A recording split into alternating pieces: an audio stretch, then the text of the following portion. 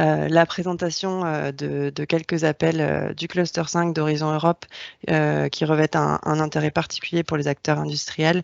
Donc présentation par Enrico Matson, qui est PCN Climat Énergie et qui va pouvoir nous parler des interactions qu'il y a entre le cluster 4 et le cluster 5 sur cette année 2022 encore, les opportunités pour la communauté industrie. Donc voilà, je te laisse la main, Enrico, et merci beaucoup pour ta présentation par avance. Merci beaucoup, Marie-Christine, pour la présentation et l'invitation. Pour moi, c'est toujours un plaisir de pouvoir faire ces liens entre nos deux communautés respectives. Effectivement, donc, à l'origine de cette invitation, il y a le fait qu'actuellement, il y a 4 appels à projets dans les clusters 5 qui peuvent revêtir un intérêt particulier pour les acteurs industriels, parce que ces acteurs industriels peuvent en effet se positionner en tant que bénéficiaires finaux des solutions qui sont développées ou démontrées dans le cadre de ces appels à projets.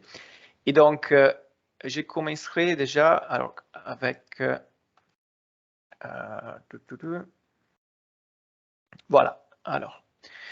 Donc, voici le programme de ma présentation. Donc, avant de passer aux détails des appels à projets actuellement ouverts, je voudrais introduire très brièvement le cluster 5 qui se focalise sur la thématique climat, énergie, mobilité d'Horizon Europe, et aussi présenter quelles sont les complémentarités entre le cluster 5 et le cluster 4 pour ce qui concerne les enjeux énergétiques.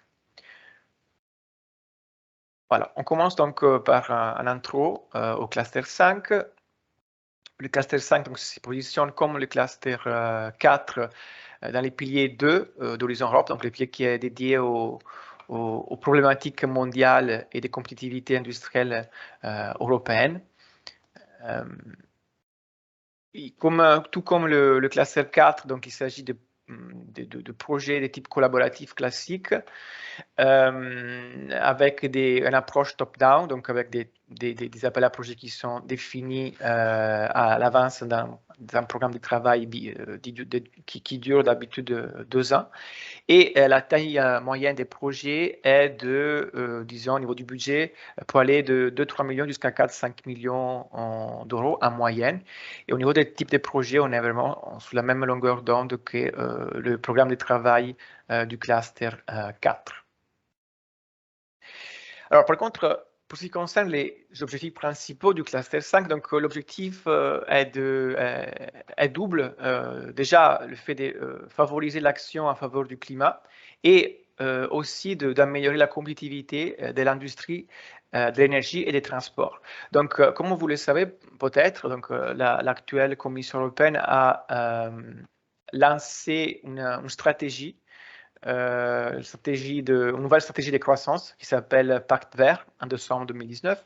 Et donc le grand objectif de cette commission est de rendre l'Europe le premier continent neutre climatiquement d'ici à 2050, avec un objectif intermédiaire en 2030 d'une baisse d'émissions de gaz à effet de serre prévues de 55% par rapport au niveau des années 90. Et tout cela pour répondre donc aux accords de Paris. Et il faut aussi dire que ces objectifs sont devenus contraignants du point de vue juridique, parce qu'en juin 2020, les États membres ont décidé donc d'intégrer ces objectifs dans la législation européenne.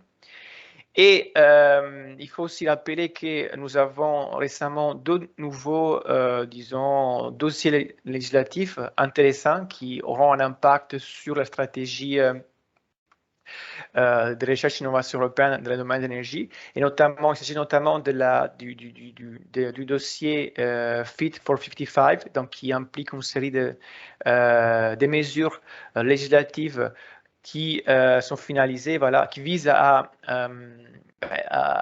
concrétiser les objectifs 2030 et 2050 au niveau des réductions des gaz à effet de serre.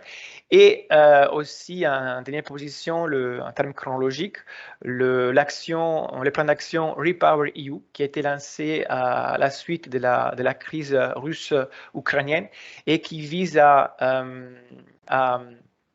rendre l'Union européenne progressivement indépendante à l'égard des carburants fossiles russes d'ici 5 ans.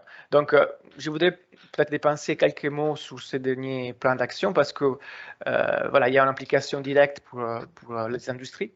Donc, ce plan d'action repose sur 3 piliers. Donc, déjà, les piliers concernant l'efficacité énergétique, donc une augmentation de l'efficacité énergétique.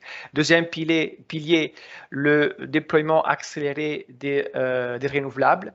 Et troisième pilier, disons la diversification de l'approvisionnement d'énergie pour l'Union européenne. Et donc, pour cela, les commissions européennes ont envisagé la mise en place de groupes d'achat conjoints, régionalisés, afin voilà, de négocier avec des meilleurs prix des achats des gaz naturels liquides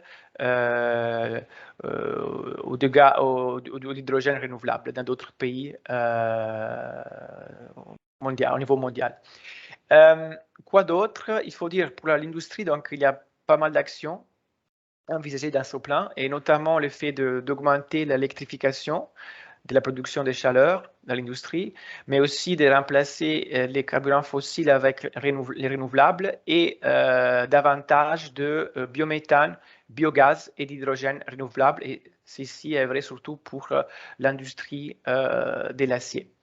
Donc, avec l'objectif notamment donc, de s'affranchir de la dépendance du gaz, du pétrole, du charbon russe. Voilà, donc pour cela, la Commission européenne a prévu un plan d'environ 300 milliards d'euros d'ici 2027. Donc, plusieurs programmes seront concernés. Il y a inclus Horizon Europe, mais pas seulement, parce qu'il y a aussi le Connecting Europe Facility, l'Innovation Fund et les fonds structurels qui seront concernés qui vont contribuer aux objectifs du plan d'action Repower EU. Voilà. Ici, pour ce qui concerne le cadre stratégique, on passe maintenant voilà, aux destinations du cluster 5 qui, disons, ont un impact sur les problématiques industrielles. Donc, le cluster 5 est constitué de 6 destinations. Donc, une destination qui concerne plutôt les sciences sur le climat et les réponses aussi pour la transformation vers la neutralité climatique. Une destination 2 qui implique disons, le développement des solutions qui peuvent avoir une application à la fois sur le secteur des transports et sur le secteur énergétique, par exemple comme les batteries. La destination 3 qui se concentre plutôt sur l'approvisionnement énergétique durable, sûr et compétitif. Et la destination 4 qui, quant à elle, se concentre plutôt sur la partie demande, utilisation d'énergie. Donc, pour ce qui concerne la destination 3 et 4, vous pouvez avoir en vert les sous-destinations où on peut retrouver des topics où il y a, disons, des enjeux industriels très forts. Et il s'agit surtout de la sous-destination sur la primauté mondiale en matière d'énergie renouvelable, sur le captage, l'utilisation et le stockage du carbone. Et pour ce qui concerne la destination 4, il y a vraiment une sous-destination qui adresse spécifiquement les thématiques industrielles, qu'on verra naturellement en plein détail dans les prochains slides. Donc voilà, quelles sont les complémentarités entre les clusters 4 et les clusters 5? Alors, pour ce qui concerne les clusters 4, il y a pas mal d'opportunités liées aux enjeux énergétiques. Et en effet, il y a globalement 5 destinations et 3 partenariats qui sont touchés par, disons, qui adressent, disons, les enjeux énergétiques d'une manière ou d'une autre.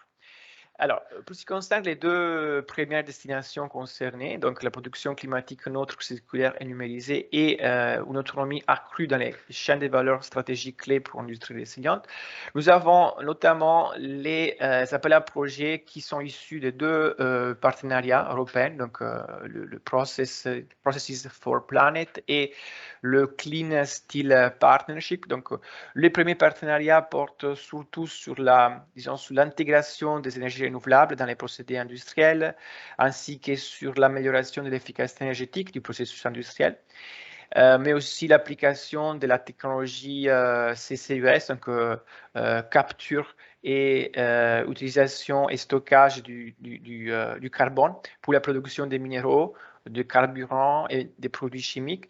Et aussi, il y a dans ces appels à projets-là le concept, on retrouve le concept de circularité des modèles économiques, donc qui concerne par exemple la symbiose industrielle ou la symbiose entre l'industrie et l'espace urbain ou encore l'utilisation des ressources et du CO2.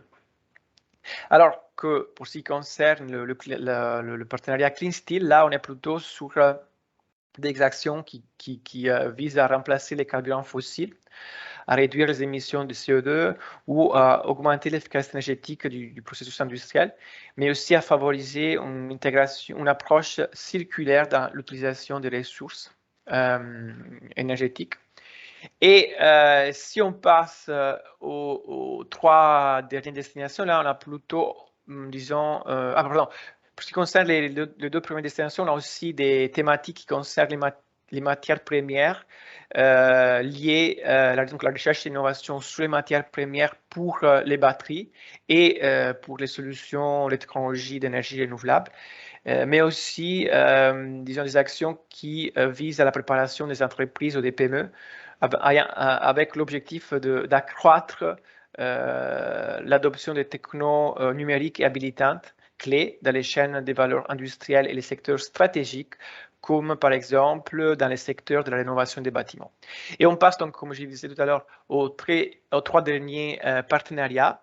Et donc, pardon, les 3 dernières destinations où on retrouve beaucoup de topics qui sont issus du partenariat sur l'intelligence artificielle, les data et la robotique.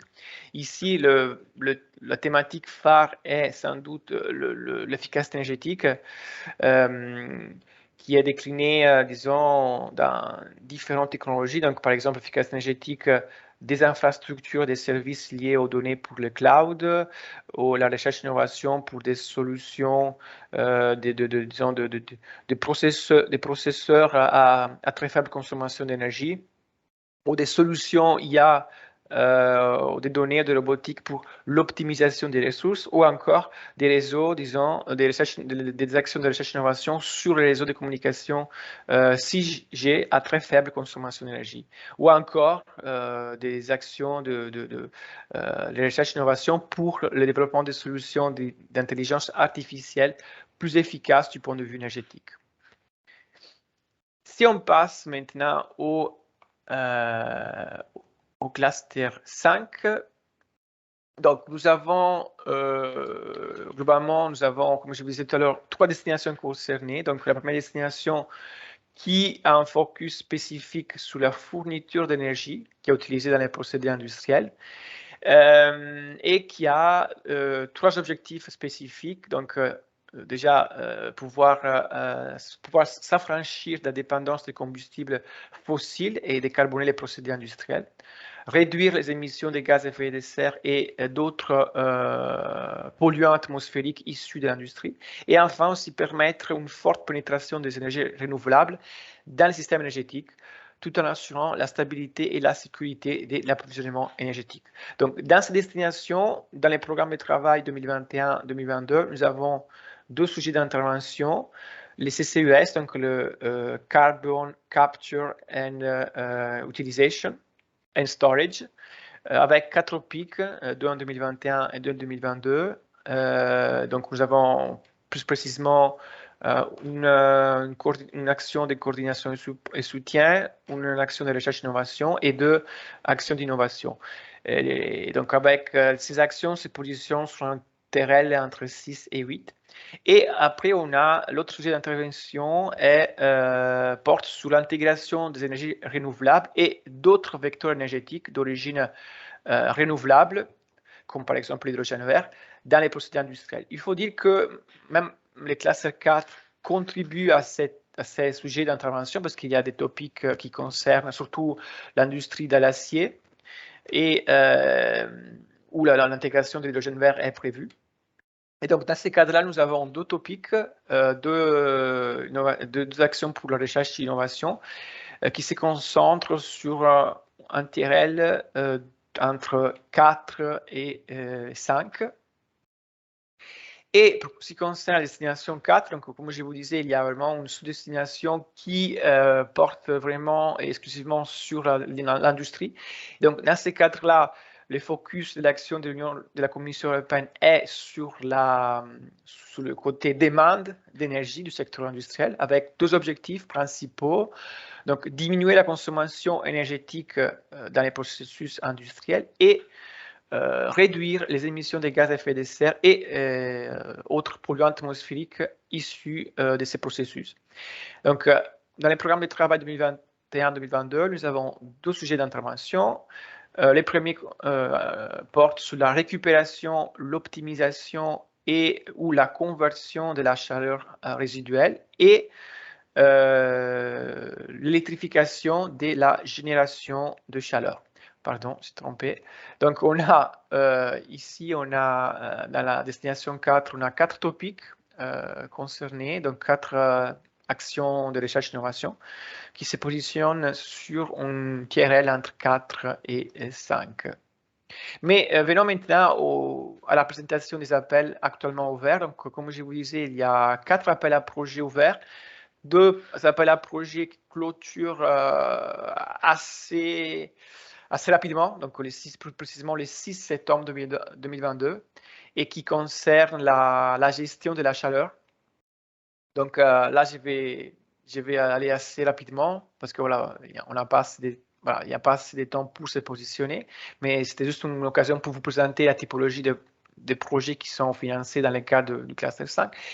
Et ensuite, nous avons 2 autres appels à projets qui clôturent avec, disons, plus, disons, donc la deadline est un peu plus loin, donc on a plus de temps pour se positionner.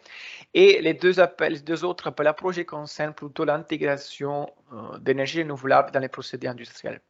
Donc, pour revenir, donc, on commence par ces premiers topics, le D40104, qui porte sur la validation de la faisabilité technique d'une ou plusieurs technologies permettant l'amélioration de la chaleur industrielle afin de fournir à divers procédés industriels, donc sans indiquer la typologie de secteur industriel sur lequel se focaliser. Voilà. Mais donc, l'idée, c'est d'aider à fournir à divers procédés industriels de la chaleur utile dans la plage de température comprise entre 150 et 250 degrés centigrades.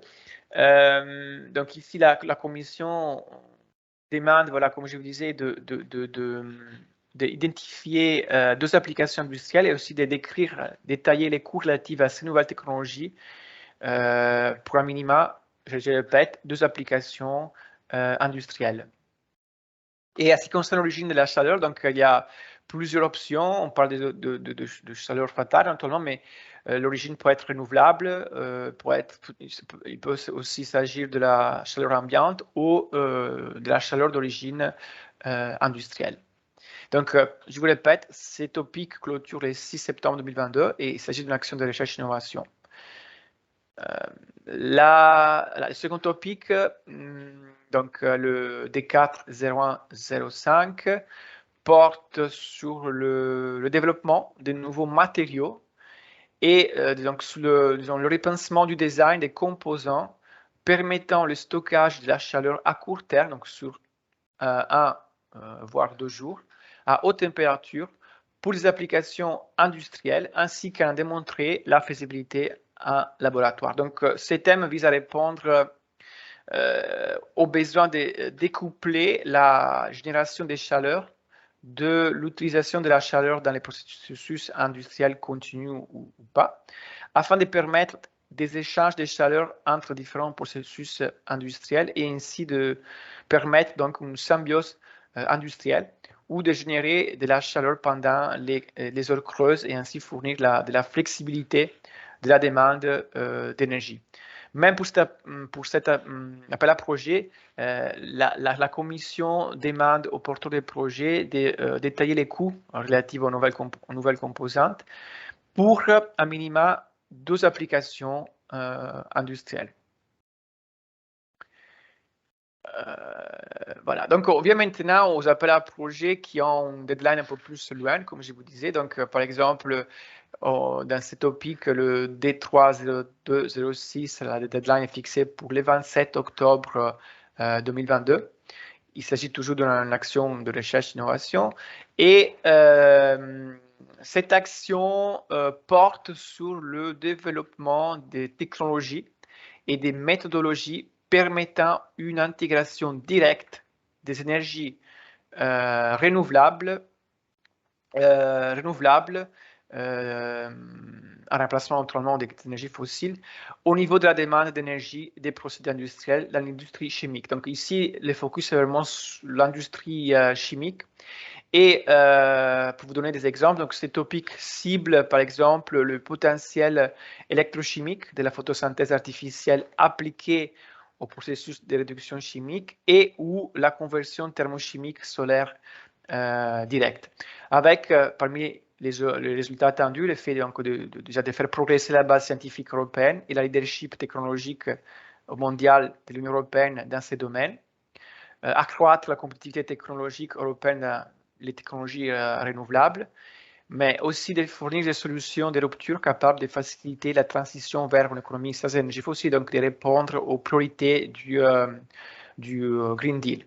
Et comme je vous disais tout à l'heure aussi, il y a aussi l'effet de pouvoir aider une forte pénétration des énergies renouvelables dans notre système énergétique tout en assurant la stabilité et la sécurité de l'approvisionnement énergétique. Et donc, j'ai oublié de vous expliquer un peu la composition de ces slides. Donc, dans l'encadré à gauche, je vous ai mis déjà des documents stratégiques clés pour comprendre les enjeux liés à ces appels à projets-là. Donc, il s'agit dans ces cadres-là de deux plans d'action reliés au plan d'action européenne pour les technologies stratégiques énergétiques. Et aussi, je vous ai mis deux liens pour identifier des partenaires potentiels. Donc, le premier lien est lié au Funding and Tender Portal, où on peut retrouver effectivement des demandes de partenariat. Mais aussi, je vous ai mis aussi des liens vers la page du site du PCN Climat Énergie, où nous avons listé toutes les demandes ou les offres de partenaires. Dans ce cadre, nous avons deux acteurs français qui sont à la recherche de partenaires pour ces appels à projets. Il s'agit du Prémester et de l'ANSA Toulouse. Voilà, donc après, il y a aussi un point d'attention. Le point d'attention est le fait que ces appels à projets portent sur un TRL entre 4 et 5, donc il n'y a pas de démonstrateurs éligibles, donc on serait à la phase disons, de développement, même si des actions spécifiques peuvent aller au-delà du TRL 4-5. Mais voilà, comme je vous disais, pas de démonstrateurs éligibles pour cet appel à projet. Et je termine par cet appel à projet qui est le D30306 qui clôture en janvier, le 10 janvier 2023 et qui porte sur le développement des technologies permettant l'utilisation industrielle de systèmes de combustion et dégazéification à partir de résidus et des déchets biogéniques à faible valeur économique, tout en assurant des faibles émissions. Donc, parmi les résultats attendus, il y a toujours le fait d'aider l'Union européenne à renforcer sa base scientifique, technologique et sa leadership mondial dans les technologies renouvelables. Permettre naturellement aussi une diversification accrue des matières premières et donc des meilleures performances technologiques conduisant à une réduction des coûts de la bioénergie. Et naturellement aussi de permettre la réduction des émissions de gaz à effet de serre et donc avec une durabilité environnementale accrue pour des chaînes de valeur de la combustion liées à la combustion et la gazification de la biomasse et de la bioénergie. Même pour cet appel à projet, donc les acteurs que je vous ai cités tout à l'heure, notamment Prémester et INSA Toulouse, ont exprimé, manifesté leur intérêt vers cet appel à projet.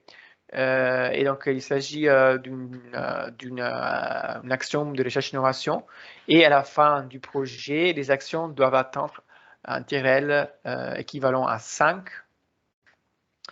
Et voilà, ça c'était les derniers topics actuellement ouverts qui peuvent concerner ou avoir un intérêt pour les acteurs industriels. Je termine ma présentation avec déjà les noms de mon équipe, donc des membres de mon équipe du PSN Climat Énergie.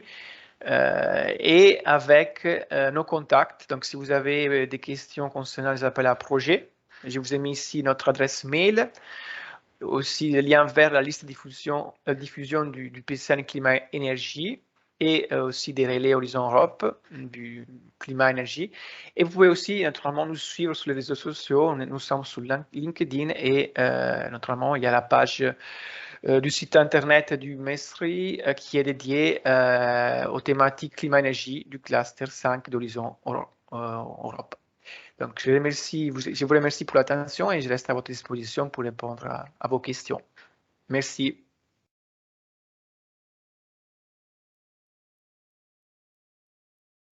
Merci beaucoup Enrico pour ta présentation. Alors je ne sais pas si vous avez des questions donc à poser à Enrico par rapport à sa présentation dans le cadre du Café Relais PCN Industrie. Et en tout cas, merci beaucoup Enrico pour toutes ces informations, toutes très bien, enfin toutes très claires et je pense que ça aidera pas mal de monde sur ces derniers appels.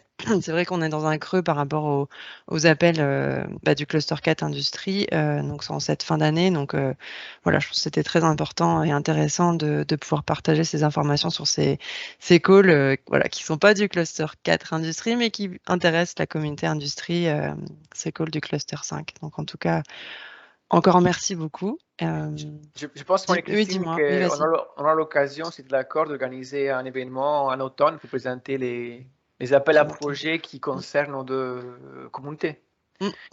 Voilà, peut-être. Bien entendu. Oui, avec plaisir. Intéressant. Avec plaisir.